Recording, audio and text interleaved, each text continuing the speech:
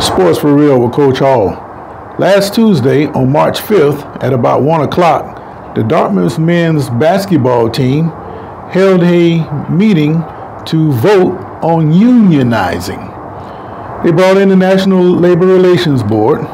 They had the ballots and the votes, and they all cast the vote as a team, and it passed 13-2 that the team would unionize. This is groundbreaking in college sports. You know, with the NIL, things started to change and money started flying around, and then everybody's starting to figure out how they're going to get a piece of this pie. Well, all levels of college teams, they don't prosper the same way that a lot of other teams do. In schools of the Ivy League, they don't have the big scholarships and the money floating around like, say, an SEC. So a team like Dartmouth, who's had a horrible season, they went 6-21 this year, they voted 13-2 to unionize. They became the first team in NCAA history to unionize. But however, it's not official just yet. Dartmouth, the college, as expected, filed lawsuits to stop the unionization of its college athletes. They have said, even though that the vote was official, that they seek to get this overturned.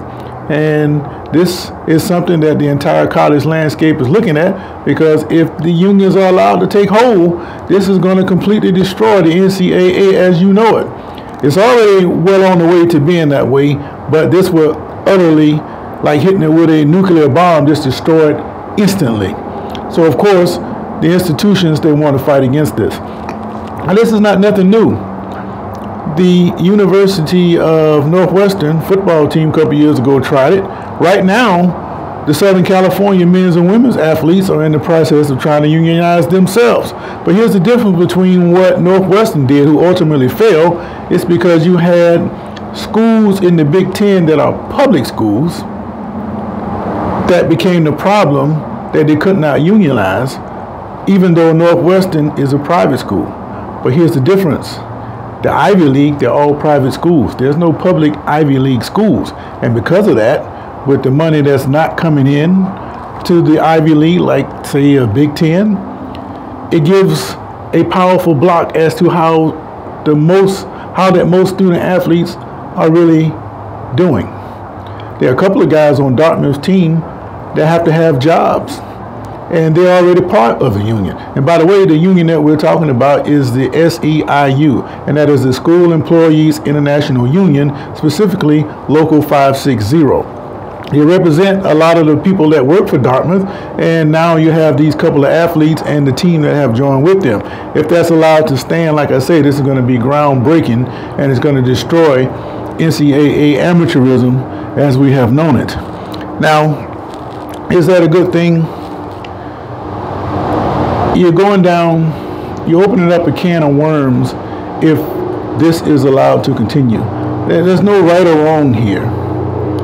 If the universities were able to turn things back to where they used to be, that wouldn't be right. And if the athletes were able to unionize, that would be a boom for the athletes. But at the same time, what do you do about everything else? For instance, I mentioned to you that Northwestern, their bid to unionize pretty much failed because they're a public school. Let's just say here in Florida State was allowed to unionize. They still play for a state school. So what are you going to do? You're going to break off from the university and form the football team at formerly of Florida State? How is that going to work?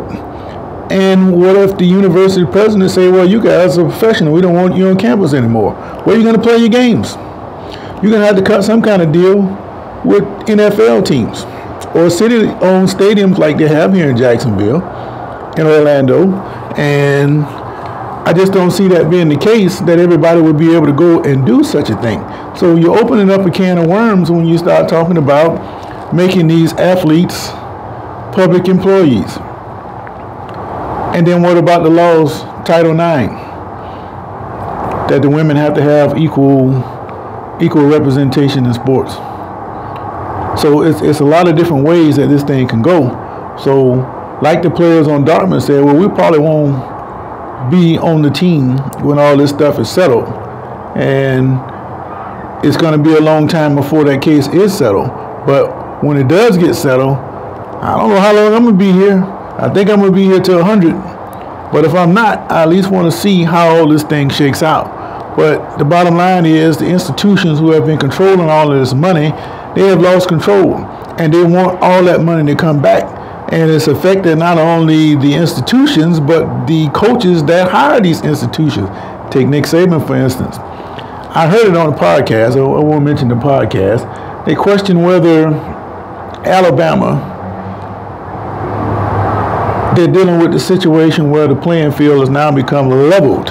In other words, they were saying that Alabama has been paying players under the table all along. And they had a competitive advantage over everybody else because they weren't allowed to do it or got caught doing it.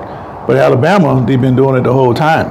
So it was implied that Saban was getting all of these athletes, knowing that they were getting something under the table, and he was always going to have a fresh influx of players coming in. Whether or not that's true or not, the point was made that they like to see Saban stick around to see if he can coach on a level playing field. I understand where they're coming from, but if you can truly coach, you should be able to win regardless of what the rules are. But it would be nice to see if in fact Alabama was paying players. I'm not saying that they were because I don't know that. Perhaps they were, perhaps they weren't. But if they were paying players, and now everybody else is paying players, so that field is level now, who's the best coach? What you're going to see now is parity. Just like you have in the NFL. I might dominate for a couple years. You might come back and get me next year. It goes around in circles. But there's a whole lot of teams in college football that this could possibly affect.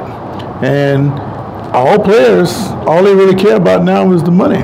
So once you took that lid off that, things have changed now. So with the unionizing of players, that seemed to me like they're going to be capping dollars just like they do in the NFL. So they may come back to bite the players in the end. Who knows? It's going to be something worthy of seeing how it all shakes out. But you have to give these guys credit from Dartmouth for stepping out on a limb and unionizing. Well, who's to say that a university won't cut ties with them before all this is over with and they won't have a team? What have you really lost? The team you have this year only won 6 games. Just something to think about. But I think in the end, somehow, some way, the universities are going to find some way to regain control of these wayward athletes. This is Sports for Real.